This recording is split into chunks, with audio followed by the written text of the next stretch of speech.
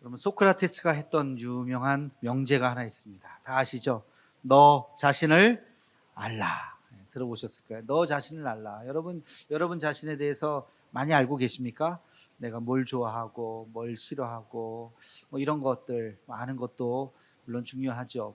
요즘에 젊은이들에게 자기소개를 해보라고 하면 빠지지 않는 것이 있어요. 그게 뭐냐면 자기의 MBTI를 이야기합니다. 나는 ISTJ입니다. 어떤 사람인지 아세요? 이거 딱 떠올라야 돼요. ISTJ. 일을 확실하게 하는 사람이에요. 그 사람은 뭘 맡기면 빈틈이 없어요. 정확하게 합니다. 여행을 갈 때도 몇 시부터 몇 시까지 뭘 해야 되고 몇 시부터 몇 시까지 어디 가서 뭘 먹어야 되고 그거 뜻대로 안 되면 막 불편해요. ISTJ. 반대가 뭐예요? 반대가 ENFP. 나는 ENFP입니다. ENFP의 별명이 자유로운 영혼이에요. 나를 구속시키지 마. 나한테 자꾸 이래라 저래라 하지 마. 내가 알아서 할게. 둘이 만나면 어떻게 될까요? 상상에 맡기겠습니다. 이게 나를 안다. 뭐 그렇게 또 말을 할 수가 있어요. 근데 너 자신을 알아라 라고 이야기할 때 우리가 정말로 알아야 될 게 뭐냐? 그것이 바로 내가 무엇을 하면서 살아야 되지? 나는 무엇을 볼 때 열정이 있고 내 마음에 행복함이 있고 내가 뭘 잘할 수 있지? 다시 말해서 내 사명과 연결되어 있는 것. 나는 무엇을 할 때 내가 행복할까 하는 것을 여러분 잘 알아야 됩니다. 내 사명이 뭔가 거창한 게 아니에요. 어떤 일에 내 가슴이 뛰면, 어떤 일에 내가 마음이 생기면, 가난하고 연약한 사람들 대부분은 그냥 아이고 안타깝다고 그냥 지나갈 텐데, 어떤 사람은 그 사람에 대한 내 마음이 막 쓰이면 그게 여러분들의 달란트고 그게 여러분들의 사명이라는 거예요. 우리가 그것을 찾아야 되는 것입니다. 그래서 그것을 찾고 그 일을 행할 때 우리에게는 기쁨이 있고 행복이 있고 하나님 앞에는 그것이 영광이 되는 줄로 믿습니다. 너 자신을 알라라고 하는 것은 내가 이 땅에서 무엇을 해야 되는지를 깨닫고 살라는 거예요. 내가 좋아하고 행복하게 하는 일이 내 직업과 연결된다면 얼마나 좋겠습니까? 그렇죠?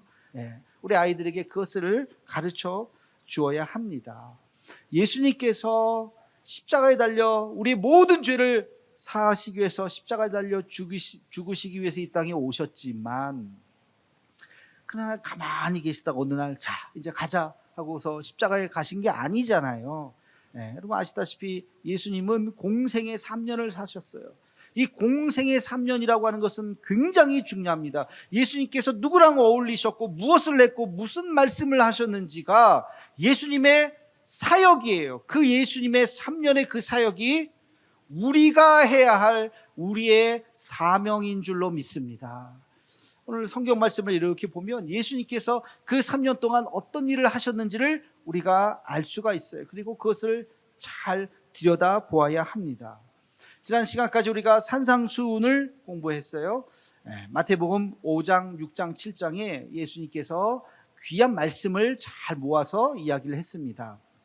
그리고 나서 8장, 9장에 가면 마태복음이 그 저자였던 마태가 의도적으로 그렇게 했던 것 같아요. 예수님께서 하셨던 일들을 다 모아서 거기서 8장, 9장에 여러 가지 이야기를 쫙 나열을 해놨어요. 제가 이렇게 쭉 봤더니 한 10가지예요. 10가지. 이게 마태복음에만 나온 것이 아니라 마가복음 1장에서 5장까지도 똑같은 이야기, 누가복음 5장에서 8장까지도 똑같은 이야기가 계속 나오고 있습니다. 그 10가지가 어떤 사건이냐면 첫 번째로 나병 환자를 고치신 이야기, 두 번째 중풍병에 걸린 백부장의 하인을 고치신 이야기, 베드로의 장모의 열병을 고치신 이야기, 귀신 들린 자의 귀신을 내쫓으신 이야기, 풍랑을 잔잔하게 하신 이야기, 가다라 지방의 군대 귀신 사람을 고쳐주신 이야기, 마가복음에는 이게 거라사 지방이라고 나옵니다. 그리고 세리 마태의 집에서 머물면서 세리와 죄인들의 친구라고 하는 별명을 받으면서 그들과 함께 머물었던 이야기, 죽은 한 소녀를 살리신 이야기, 마가복음에는 이것이 달리다 굼 들어보셨죠? 달리다굼 사건이에요. 소녀야 일어나라.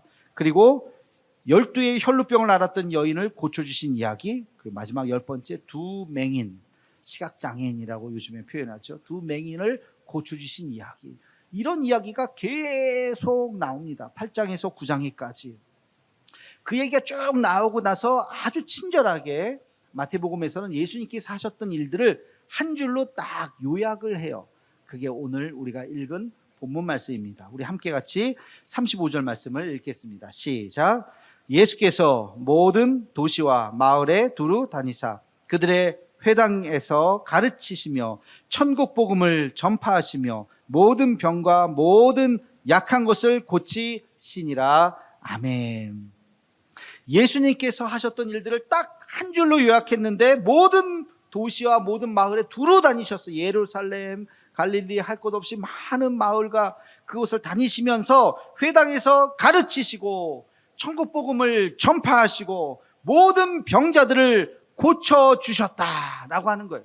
동사 세 개를 모아보면 가르치시며 전파하시며 고치셨다. 여러분, 이게 공생의 3년 동안 예수님께서 사셨던 모든 삶의 요약입니다. 예수님께서 가만히 있다가 어느 날 갑자기 십자가에 달려 죽으신 것이 아니라 그랬어요. 예수님은 사실은 그것보다 더 중요한 것이 공생의 3년 동안 많은 사람들을 만나면서 많은 사람들을 깨우쳐 주시고 많은 사람들과 더불어 놀라운 일들을 행하셨던 그 사역, 우리가 그것을 집중해야 됩니다. 왜? 이것이 우리가 해야 할 사역이기도 하고 우리 교회가, 지상에 있는 모든 교회들이 해야 할 사역이기 때문에 그렇습니다. 교회가 무엇 합니까? 예수님의 뒤를 따라가는 거예요. 여러분이 무엇을 하면서 살아갑니까? 주의 제자가 된다는 것이 무엇입니까? 주님께서 하셨던 그 일을 지금도 하시는 겁니다. 그게 예수님의 3대 사역이라는 거예요. 자, 우리 그러면 예수님의 이 3대 사역이 무엇인지를 한번 하나씩 한번 보도록 하겠습니다. 첫째는 가르치시며 그랬어요. 가르쳐. 하나님의 말씀을 가르치는 거예요. 뭐 이게 수학, 영어를 가르치는 게 아니라 하나님의 말씀을 가르치는 거예요. 세상에는 두 가지 지식이 있어요. 하나는 세상 지식이 있고 또 하나는 하나님의 지식이 있어요.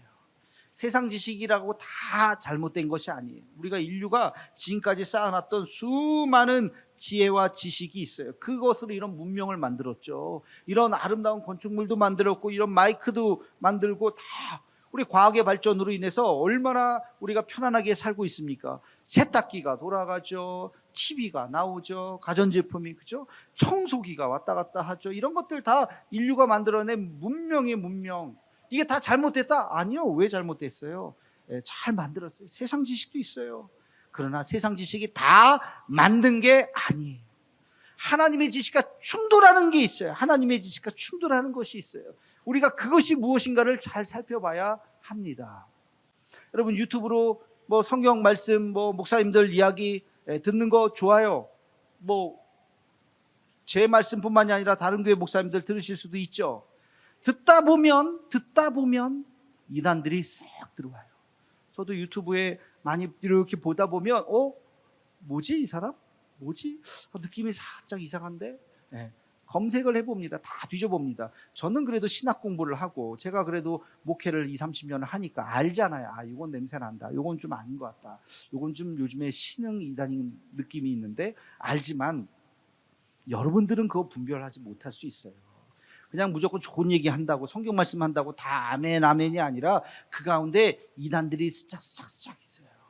잘 분별해야 돼요. 마지막 시대 미혹의 영들이 얼마나 많은지 몰라요. 그러니까 유튜브 같은 거 보실 때도 조심하셔야 돼요. 조심하셔야 돼요. 그래서 내가 이 세상의 지식, 과학 좋습니다. 예, 과학이 뭐 나쁜 건 아니에요. 다 받아들일 수 있는데 그러나 받아들이지 못하는 것들이 있어요. 하나님의 말씀하고 충돌하는 것들이 있다고요. 그것이 무엇인지를 정확하게 알아야 돼요. 그러기 위해서는 우리는 하나님 말씀을 더 깊이 공부해야 됩니다. 예수님께서 그 이전까지 구약이잖아요. 구약은 모세의 율법이에요. 모세의 율법에 갇혔던 사람들에게 복음을 전하신 거예요. 율법에 더 이상 갇혀있지 말고 자유해라, 복음 안에서 자유해라 라고 말씀하셨던 그 깨우치셨던 그 사역을 하셨던 것이고, 오늘날 교회가 하나님의 말씀을 그렇게 전해야 되는 것입니다. 여러분들이 하나님 말씀을 보면서 그것을 깨우쳐야 돼요. 세상 지식을 우리가 받아들일 건 받아들이되 받아들일 수 없는 것들은 또 분별할 수 있는 마음, 이것을 잘 깨닫는 우리 모두가 되기를 주의 이름으로 축원합니다. 교회가 이런 일들을 하는 거예요. 교회가 여러분들이 성경 공부를 하고 하나님의 말씀을 배우는 이유가 바로 여기 있는 것이고, 또 이것을 여러분 주변에 있는 사람들에게 잘 이야기해 주어야 하는 것이죠. 이 진리를 분별할 수 있는 우리 모두가 되기를 간절히 소망합니다. 자, 예수님의 사역 두 번째는 전파하셨다 그랬어요. 뭘 전파하셨어요? 복음을 전파하신 거예요. 복음 전파. 그럼 복음 전파는 굉장히 중요하죠. 말씀 사역이 세상을 보는 눈을 띄워주는 거라고 한다면, 전도 사역은 세상 사람들에게 생명을 주는 거예요. 생명, 영생을 전달하는 것입니다. 전도는 여전히 지금도 우리에게 꼭 필요한 사역이에요. 사역. 전도와 선교는 교회의 존재의 목적입니다. 왜 교회를 허락하셨을까요? 복음 전하라고, 전도하라고, 선교하라고 이 교회가 세워지게 된 것입니다. 여러분, 여러분의 사명, 내 사명이 뭐지 하고 생각하던 그 한 꼭지는 반드시 전도가 있어야 돼요. 여러분이 아니면은 전도할 수 없는 사람들이 있어요. 여러분이 아니면은 감당할 수 없는 그 자리가 있죠. 그게 뭐예요? 엄마 자리, 아빠 자리. 이건 다른 사람으로 대치가 돼요, 안 돼요? 돼요, 안 돼요? 새 엄마가 그 자리를 하면 돼요? 네. 새 아내는 있을 수 있어요. 새 남편도 있을 수 있어요. 그러나 새 엄마는 없어요. 네. 엄마의 자리, 아빠의 자리는 그 사람만이 할 수 있어요. 제가 가만히 생각해 보면 나만 전할 수 있는 어떤 사람들이 있더라고요. 내가 전도하지 않으면 아무도 전도할 수 없는 사람들이 있어요. 여러분, 그 사람들이 누군가를 잘 생각하면서 그들에게 복음을 전해야 하는 것입니다. 이것은 우리 개인에게도, 우리 교회도 마찬가지고, 교회도 이 전도의 사명을 잘 감당해야 돼요.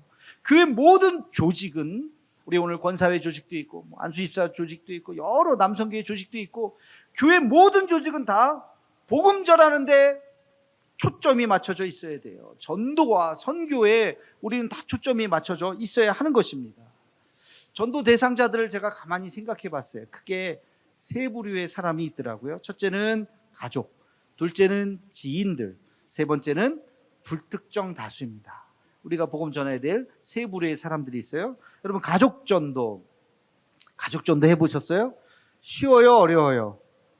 쉬워요, 어려워요? 어렵습니다. 어려워요. 평균 20년 걸린다는 말이 있어요.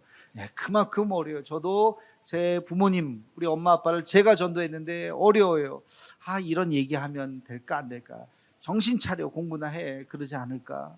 네, 무슨 말을 하면 먹힐까? 우리 아버지 불교에 심취했었던 분인데, 그렇게 지극정성으로 절에 다니셨던 분인데 내가 교회 다녀 얘기하면 뭐라고 생각할까? 생각만 해도 그냥 머리가 힘들어요. 네. 여러분, 남편, 교회 안 나오시는 남편, 가족들 생각만 해도 아이고 말 말자, 또 괜히 싸운다. 네, 힘들죠. 네, 가족 전도 어렵습니다. 여러분, 가족 전도할 때 명심해야 될 게 있습니다. 우리 한번 따라해 볼까요? 포기하지 맙시다. 가족 전도할 때 여러분, 이 한마디만 기억해요. 포기하지 맙시다. 포기하지 맙시다. 오늘도 기도하고 내일도 기도하고, 지금은 비록 내가 입을 열 수 없지만 열면 또 불편해질 것 같지만 포기하지 말고 오늘도 기도하는 거예요. 하나님 아시죠? 우리 집 형편 아시죠? 우리 남편 상황 아시죠? 우리 자녀들 상황 아시죠? 여러분, 자녀들 중에 아직까지 주임을 알지 못한다면 포기하지 말고 기도해야 돼요. 평균 20년 걸린다니까요. 그러니까 포기하지 않고 기도하면 언젠가는 주님 앞에 돌아오게 될 줄로 믿습니다. 두 번째는 지인들 전도예요. 지인들 전도. 지인 전도를 우리가 흔히 관계 전도라고 하죠. 관계 전도는 전략이 필요해요. 고도의 전략이. 그래서 관계 전도하는 여러 가지 프로그램들이 있습니다. 근데 다른 거 없어요. 딱 한 가지예요. 관계 전도는 뭐냐면 나를 아는 분이잖아요. 내 직장 동료라든지 또 동네에서 이웃들이든 나의 존재를 아는 분들이에요. 기본적으로 나의 존재를 아는 분들에게는 어떻게 전도해야 될까요? 내가 좋은 사람이 되어야 돼요. 좋은 사람. 직장 동료인데 아주 이기적이야. 요만큼도 손해 보려고 하지 않아. 남에게 막 또 조금 잘못한 거 막 지적해. 아유, 저 사람 너무 차가워, 너무 이기적이야, 자기만 알아. 그런 사람이 어느 날 갑자기 전도해 보세요. 되겠어요, 안 되겠어요? 누가 교회 가려고 그러겠어요?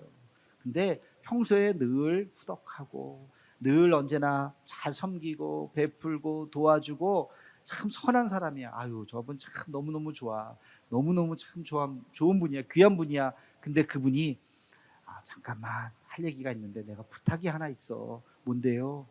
이번 주에 우리 교회에서 전도 예배가 있는데 함께 같이 예배 드리면 좋겠어. 나 혼자 가기 민망해서 그러는데 함께 같이 예배 좀 드려주면 안 되겠니? 라고 부탁하면 갈까요, 안 갈까요? 대답이 없어요. 왜? 그래도 갈 가능성이 조금 더 많죠. 그러니까 여러분들, 관계 전도에 있어서 중요한 건 내가 좋은 사람이 돼야 돼요. 내가 좋은 사람이. 그래서 잘 베푸셔야 돼요. 불특정 다수를 전도하는 게 있어요. 불특정, 모르는 사람들에게 전도하는 거. 이걸 뭐라 그래요? 노방전도라 그래요. 길거리에 나가서 전도하는 거. 노방전도 지금도 해야 돼요, 안 해야 돼요? 해야 돼요. 우리 전도대 이제 3월에 개강하면 또 나갈 거예요. 나가서 만나는 사람들에게 예수 믿으세요, 예수 믿으세요 전도할 거예요. 제가 한번 생각해 봤어요. 요즘에는 우리 사람들의 뭐라고 이야기해야 사람들이 한번 다시 생각해 볼까. 그게 뭐냐면, 예수 믿으면 세상이 달라집니다. 예수 믿으면 세상이 달라집니다. 이게 무슨 말일까요? 세상은 똑같아. 내 불행도 똑같아요. 내 힘든 것도 똑같아요. 내 어려움도 똑같아요. 근데 예수 믿으면 달라진다고요. 예수 믿으면 나의 고난이 아니에요. 오히려 유익이에요. 예수 믿으면 나의 실패가 아니에요. 실패가 아니라 하나님의 연단이에요. 나를 더 굳건하게 하시는 줄로 믿습니다. 여러분, 예수 믿으면 여러분의 어려움과 고난이 아닌 줄로 믿으시기를 축원합니다. 예수 믿으면 나의 과거의 아픈 상처, 그것 때문에 내가 불행한 것이 아니라 오히려 그것 때문에 내가 더 성장할 수 있는 아주 중요한 기회였던 것이에요. 여러분, 예수 믿으면 달라져요. 지금은요, 성장주의, 기복주의, 성공주의, 출세주의에 기댔던 예수 믿고 복 받으세요라고 하는, 예수 믿었더니 안 되는 게 있는데요, 예수 믿었는데도 시험에 떨어졌는데요, 예수 믿었는데도 실패했는데요 하는 분들이 있어요. 있어요, 없어요? 있어요. 그 복이 그런 세상 성공의 복이 아니라는 것을 우리는 알아야 돼요. 예수 믿으면 세상이 달라 보인다고요. 예수 믿으면 세상이 다르게 보여요. 아름답지 않았던 것도 귀하게 보이고 아름답게 보이고, 감사하지 않았던 것도 감사하게 보이는 거예요. 그게 예수의 이름이 주는 능력인 줄로 믿습니다. 여러분, 예수 믿으면 그런 눈이 떠져야 돼요. 예수 믿으면 우리가 새로운 것을 볼 수 있어야 돼요. 이 은혜가 충만하기를 주의 이름으로 축원합니다. 이걸 전하는 거예요. 우리가 복음을 이걸 전하는 거예요. 한번 따라해 봅시다. 예수 믿으면 세상이 달라집니다. 우리 밖에 나가서 이렇게 전해요. 예수 믿으면 세상이 달라집니다. 뭐가 달라져요? 달라져요. 예수 믿으면 세상이 다르게 보인다고요. 여러분들, 이 복음 안에 충만하기를 간절히 소망합니다. 예수님의 사역 마지막, 가르치시고 전파하시고 그 다음 고치시더라. 고치셨다고 하는 것은 뭐예요? 우리의 연약한 질병, 우리의 육체를 고치셨어요. 예수님께서 그 병자들이 왔는데, 눈먼 자가 왔는데, 아이고 한평생 어떻게 살아? 좀만 더 살아. 이제 조금만 더, 얼마 안 남은 것 같으니까 조금만 더 살다가 천국 가면 눈 떠질 거야. 또 어떤 사람, 아픈 사람이 왔어요. 아이고 조금만 더 아파봐. 이제 이 세상 떠나가면 천국 가면 안 아플 거야. 예수님이 그렇게 하지 않으셨다고요. 아픈 자를 고쳐주셨어요. 중풍병자를 고쳐주셨어요. 열병 환자에게 고쳐주셨어요. 그래서 얼마나 더 살았을까요? 그건 몰라요. 1년 더 살았을지도 몰라요. 2년 더 살았을지도 몰라요. 그러나 그들의 아픔을 긍휼히 여기셔서 그 병을 고쳐주셨다고요. 물론 천국 가면 건강하겠죠. 그러나 이 땅에서도 건강하게 살라고 그들의 병을 고쳐주셨던 예수님, 우리가 이것을 기억해야 됩니다. 우리 인간은요, 영혼과 육체로 되어 있죠. 영혼과 육체는 동전의 양면이에요. 똑같은 거예요. 영혼이 병들면 육체도 병들어요. 육체가 병들면 영혼도 병들어요. 그래서 여러분 몸 건강하셔야 돼요. 그래야 건강한 영혼이 깃들게 되는 거예요. 그래서 영혼과 육체가 같이 있기 때문에 주님께서 그의 병을 고쳐주셨다, 육체를 고쳐주셨다고 하는 것은 그의 영혼을 고쳐주시는 거예요. 그의 영혼을 고쳐주시면 그의 육체가 살아나는 것입니다. 예수님께서 이 사역을 하셨어요. 우리 교회가 해야 될 사역이 뭐냐? 여러분이 해야 될 사역이 뭐냐? 그게 치유와 회복의 사역이에요. 힘들고 연약한 자들, 그것이 무슨 이유든지, 마음의 질병이든지 몸의 질병이든지 그것을 회복시켜 주셔야 하는 것입니다. 제가 이 얘기를 한번 예전에 했던 적이 있었던 것 같은데요. 저에게 목회의 여정 속에서 굉장히 큰 계기가 되었던 사건이기 때문에 그렇습니다. 30대 초반 정도에 제가 부교육자로 있을 때 청년들하고 같이 인도 선교를 갔어요. 인도의 선교사님을 만났는데 굉장히 선교사님이 열정적으로 선교를 하셨던 분이에요. 근데 그분이 이런 이야기를 들려주셨어요. 자기가 세계 지도를 펴놓고 선교사가 되는데 가장 어려운 나라를 가야 되겠다. 어디를 갈까 보다가 인도가 딱 보인 거예요. 그래, 인도 참 어려운 나라지. 기독교 비율이 너무너무 낮은 나라잖아요. 여기를 가야 되겠다 해서 이제 인도를 가셨어요. 열심히 복음 전하다가 한 청년이 예수 믿게 되었어요. 세례를 줬어요. 너무너무 기뻤어요. 근데 이 청년이 이제 잠시 이제 고향에 갔다 온다고 갔다 오더니만 이 친구가 변했어요. 선교사님, 죄송한데 나 이제 교회 못 다닐 것 같아요. 무슨 일이야? 왜? 어떤 일인데? 우리 부모님이 나 교회 다니는 걸 알게 되었어요. 근데 그래서 나는 이제 부모님하고 완전히 헤어지든지 내가 기독교를 선택하든지 하나가 돼. 내 꿈이 있는데 공무원이 되어서 일을 하는 것인데 내가 기독교인이 되면 이 힌두교 사회에서 내가 공무원 불이익이 너무나도 많다는 거예요. 살 수가 없다는 거예요. 부모님하고도 헤어지고 내 직장 꿈도 다 깨어지고 나 혼자 예수 믿는다는 거 하나 때문에 나 혼자 살아가기가 너무 힘들어요. 죄송해요. 내가 예수님은 믿겠지만 교회는 못 다닐 것 같아요 하면서 돌아갔어요. 선교사님이 너무 충격을 먹었어요. 내가 복음 전한다는 게 과연 뭐냐? 내 이 사람에게 복음 전하고 열심히 복음 전해서 세례 준다는 게 뭐냐? 이 친구가 이 사회에서 살아갈 수가 없는데. 그래서 이분이 고민을 한 거예요.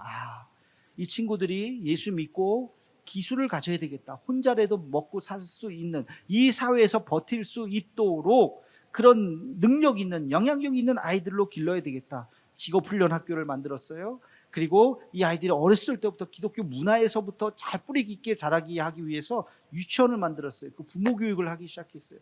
기독교 가정을 만들기 시작했어요. 이런 사역들을 계속 하고 있었던 거예요.